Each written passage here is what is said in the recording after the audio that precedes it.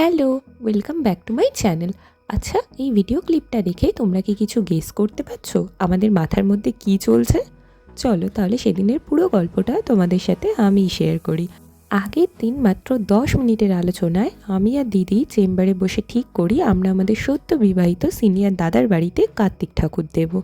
দুটো মেয়ে মিলে কার্তিক ঠাকুর দেব, সে এক আলাদাই এক্সাইটমেন্ট কাজ করছিল আমাদের মনের মধ্যে।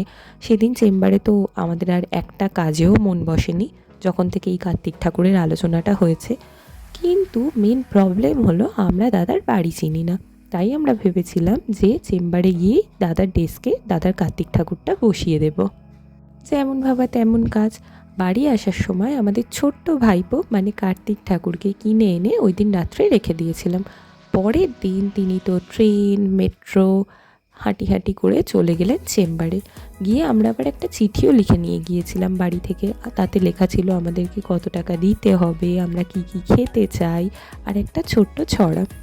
এই দেখো কার্তিকের আরেক পিসিমণি, এনার আমার ওই কাগজটা ঠিক করে ভাঁজ করা পছন্দ হয়নি বলে নিজেই আবার ঠিক করে ভাঁজ করে রেখে দিচ্ছেন। আর আমরা দুজন এত এক্সাইটেড ছিলাম, দাদা আসার আগে যে কতবার দাদাকে কল করেছি। আর দাদার রিয়াকশানটা তোমরাই দেখো। দাদা খুশি হবে আমরা জানতাম, কিন্তু এতটা খুশি হবে সত্যিই আমরা ভাবতে পারিনি। দাদার মুখে হাসি তো রীতিমতো ধরছেই না।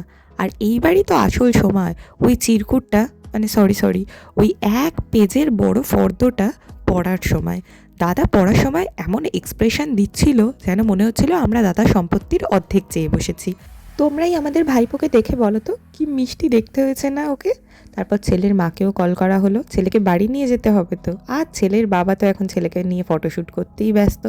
আর শেষে না তোমাদের সাথে আমাদের ওই চিঠিটাও শেয়ার করলাম, তোমরাও একটু পড়ে দেখে নিও।